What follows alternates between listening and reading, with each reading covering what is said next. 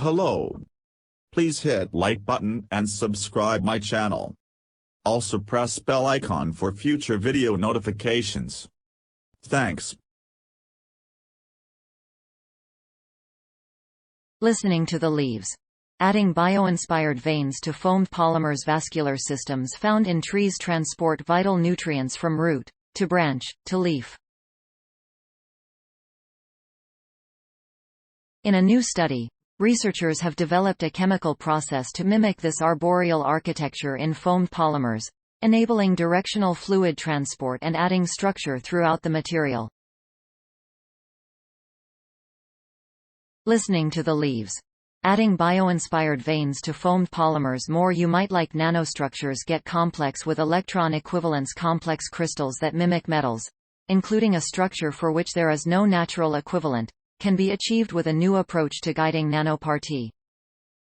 Rather than just nanoparticles that serve as atom equivalents, the crystals produced and interpreted by Northwestern University, University of Michigan and Argonne National Laboratory rely on even smaller particles that simulate electrons.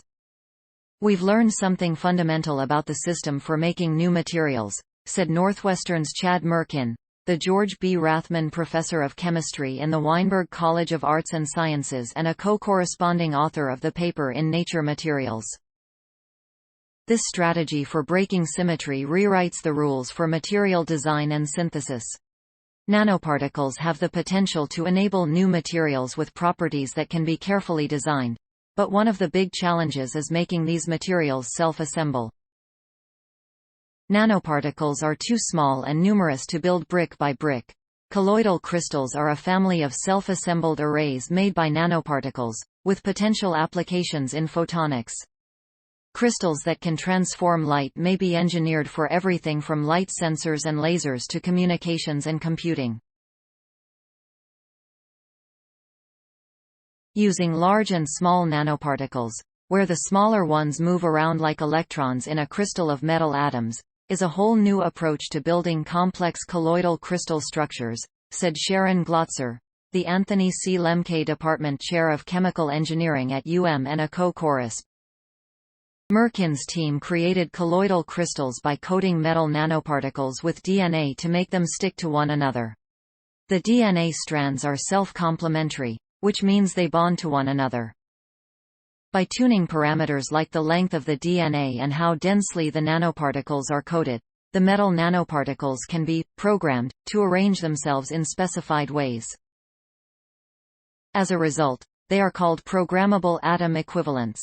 However, the atoms in this crystal, spheres with an even coating of DNA, are the same in all directions, so they tend to build symmetric structures. To build less symmetric structures, they needed something to break the symmetry. Building on Chad's prior discovery of electron equivalence, with Northwestern's Monica Olvera de la Cruz, we explored more complex structures where control over the number of neighbors around each particle produced further symmetry breaking, Glotzer said. Mirkin's team varied the stickiness of the electron nanoparticles to get different structures, as well as changing the temperature and the ratio of nanoparticle, atoms, and electrons. They analyzed these structures aided by small-angle X-ray scattering studies carried out with Byeongdu Lee, a page. That data revealed three complex, low-symmetry structures. One, whose twisted tunnels are known as a triple double-gyroid structure, has no known natural equivalent. Glotzer's team developed computer simulations to recreate the self-assembly results, helping to decipher the complicated patterns and revealing the mechanisms that enabled the nanoparticles to create them. "We're in the midst of an unprecedented era for materials discovery," Mirkin said. "This is another step forward in bringing new, unexplored materials out of the sketchbook and into applications that can harness their incredible properties." The study was supported primarily by the Center for Bioinspired Energy Science, an Energy Frontier Research Center funded by the U.S. DEPA. Make a difference. Sponsored opportunity. Story source: materials provided by University of Michigan. Note: Content may be edited for style and length. Journal reference: Shunji Wang, Sangmin Lee, Jingshan S. Du, Benjamin E. Partridge, Ho Feng Cheng, Wenji Zhou, Vinayak P. Dravid, Byeongdu Lee, Sharon C. Glotzer, Chad A. Mirkin. The Emergence of Valency in Colloidal Crystals Through Electron Equivalence. Nature Materials, 2022. doi. 10. 1038 per second 41563, 021, 01170. 5. Cite this page. University of Michigan. Nanostructures get complex with electron equivalence. Nanoparticles of two different sizes break away from symmetrical designs. Science Daily, 13th of January 2022. ift.tt/3aomgzu. University of Michigan. 2022, January 13. Nanostructures get complex with electron equivalence. Nanoparticles of two different sizes break away from symmetrical designs. https://ift. tt. 3a0mgsu. Access January 14, 2022. Nanostructures get complex with electron equivalence. Epstein-Barr virus may be leading cause of multiple sclerosis. Multiple sclerosis, MS, a progressive disease that affects 2.8 million people worldwide and for which there is no definitive cure, is likely caused by infection with the Epstein-Barr. Chan School of Public Health researchers. Their findings will be published online in Science on January 13, 2022. The hypothesis that EBV causes MS has been investigated by our group and others for several years, but this is the first study providing compelling evidence of causality, said Alberto Asherio, professor of epidemiology and nutrition at Harvard Chan School and senior author of the study. This is a big step because it suggests that most MS cases could be prevented by stopping EBV infection, and that targeting EBV could lead to the discovery of a cure for MS. MS is a chronic inflammatory disease of the central nervous system that attacks the myelin sheaths protecting neurons in the. Establishing a causal relationship between the virus and the disease has been difficult because EBV infects approximately 95% of adults. MS is a relatively rare disease, and the onset of MS symptoms begins about 10 years after EBV infection.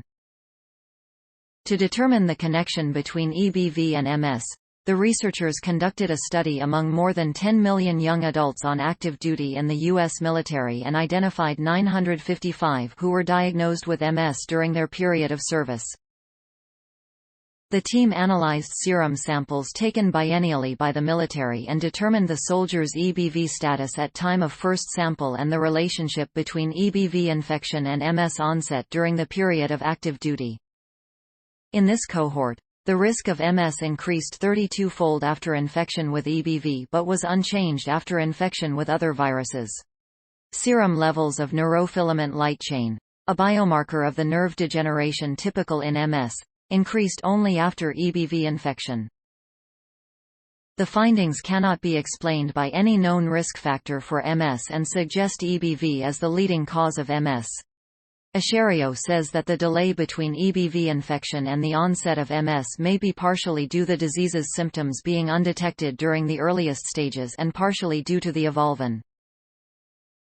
Currently there is no way to effectively prevent or treat EBV infection, but an EBV vaccine or targeting the virus with EBV-specific antiviral drugs could ultimately prevent or cure MS, said Asherio.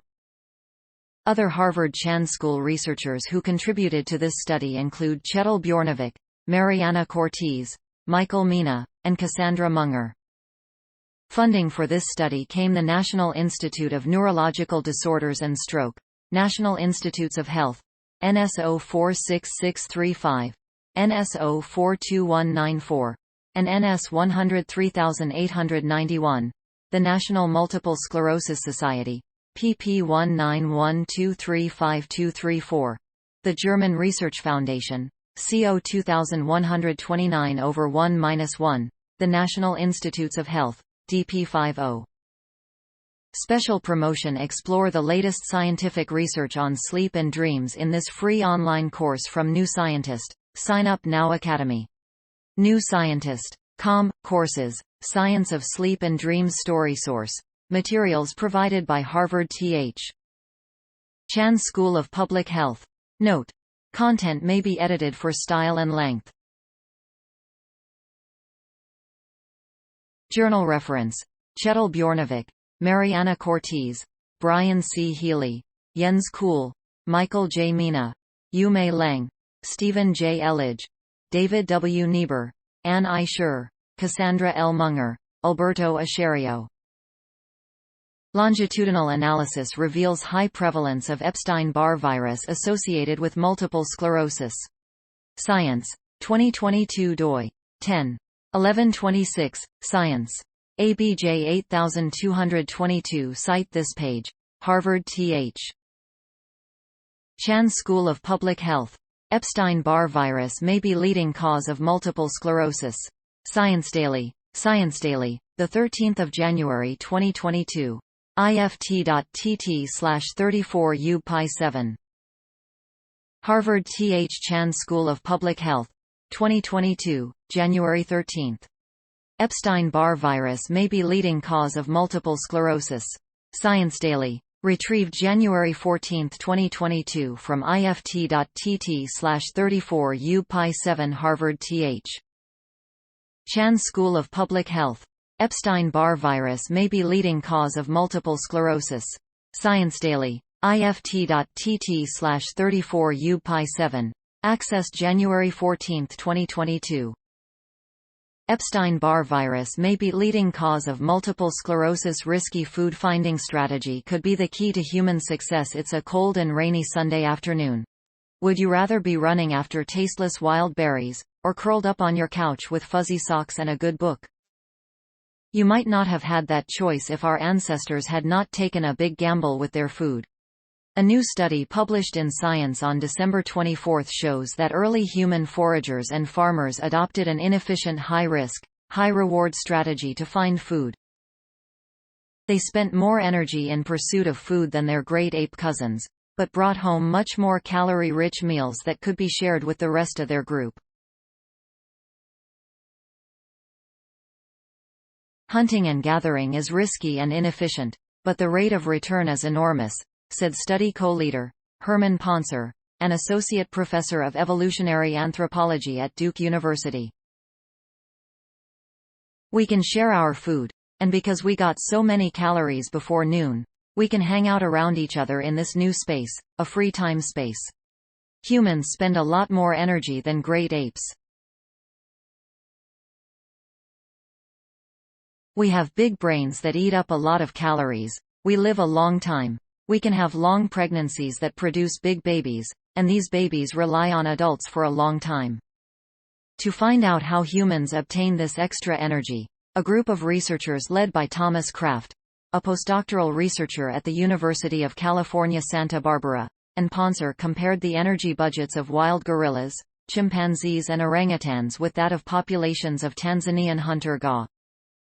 Hunter-gatherers and forager horticulturalists both gather food from wild plants and animals, but the Simane also produce small-scale crops.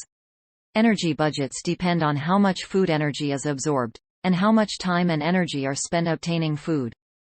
Humans were thought to maintain their energetically costly lifestyle in one of two ways. They could be super efficient, spending little time and energy finding food, in part due to the use of tools and technological advances, or they could spend a lot of energy to quickly bring home a lot of food.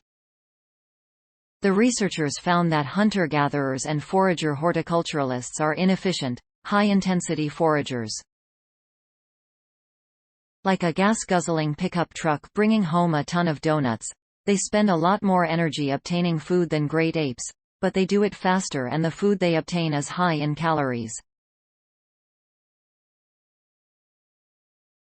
Rather than minimizing their costs, they take a risk to maximize their rewards. Chimpanzees, gorillas and orangutans, on the other hand, are like an electric car bringing home a head of lettuce and some apples. The Hadza hunter-gatherers and the Simane forager horticulturalists both eat high-calorie foods that are harder to get. They spend a lot of energy hunting, gathering, planting and harvesting, but can quickly bring home a nutritious lunch. What's more, They bring enough to share. Ponser said sharing provides a safety net, enabling some group members to take risks, targeting big game and other high-risk, high-reward foods. It allows for experimentation, for learning, for creativity, for play, for culture. Being wired to finding and sharing energy bombs was, and still is, a winning strategy for hunter-gatherers and foragers horticulturalists, Ponser said. But it also can be treacherous for those of us with a pantry full of delicious highly caloric food. We are built to try and get a lot of food, Ponser said. We are hugely ravenous and inefficient, and that's how we've evolved for 2 million years. That doesn't mean we can be careless with our energy today, and it doesn't mean that we have to say, well, there's nothing we can do about it, Ponser said. We have to be aware of ourselves and our evolutionary history. This research was supported by the National Science Foundation, BCS 0422690, BCS 0850815, BCS 1440867, BCS 1062879, BCS 1440841, BCS 1440671, BCS 0242455, NIH R01AG024119, R56 AG 024119, the Lakey Foundation, the Max Planck Institute. Make a difference. Sponsored opportunity story source. Materials provided by Duke University. Original written by Marie-Claire Cellini. Note: content may be edited for style and length. Journal reference: Thomas S. Kraft, Vivek V. Venkataraman, Ian J. Wallace, Alyssa N. Crittenden, Nicholas B. Haloka, Jonathan Stieglitz, Jacob Harris, David A. Rachlin, Brian Wood, Michael Gervin, Herman Ponser. The Energetics of Uniquely Human Subsistence Strategies. Science. 2021. 374-6575, doi. 10. 1126, Science. ABF 0130. Cite this page. Duke University. https://ift. tt. 3i8czuy. Access January 14, 2022. Continuing the planet's long-term warming trend, global temperatures in 2021 were 1.5 degrees Fahrenheit, 0.85 degrees Celsius, above the average for NASA's baseline period, according to scientists at NASA's Goddard Institute for Space Studies, GISS, in New York. NASA uses the period from 1951 to 1980 as a baseline to see how global temperature changes over time. Collectively, the past 8 years are the warmest years since modern recordkeeping began in 1880. This annual temperature data makes up the global temperature record, which tells scientists the planet is warming. According to NASA's temperature record, Earth in 2021 was about 1.9 degrees Fahrenheit, or about 1.1 degree Celsius, warmer than the late 19th century average, the start of the Industrial Revolution. Science leaves no room for doubt. Climate change is the existential threat of our time, said NASA Administrator Bill Nelson. 8 of the top 10 warmest years on our planet occurred in the last decade, an indisputable fact that underscores the need for bold action to safeguard the future of our country, and all of humanity. NASA's scientific research about how Earth is changing and getting warmer will guide communities throughout the world, helping humanity confront climate and mitigate its devastating effects. This warming trend around the globe is due to human activities that have increased emissions of carbon dioxide. The planet is already seeing the effects of global warming. Arctic sea ice is declining, sea levels are rising, wildfires are becoming more severe and animal migration patterns are shifting. Understanding how the planet is changing, and how rapidly that change occurs, is crucial for humanity to prepare for and adapt to a warmer world. Weather stations, ships, and ocean buoys around the globe record the temperature at Earth's surface throughout the year. Scientists analyze these measurements using computer algorithms to deal with uncertainties in the data and quality control to calculate the global average surface temperature difference for every year. Please support my channel to grow by pressing subscribe button and the bell icon. We will notify you technological news. Thank you.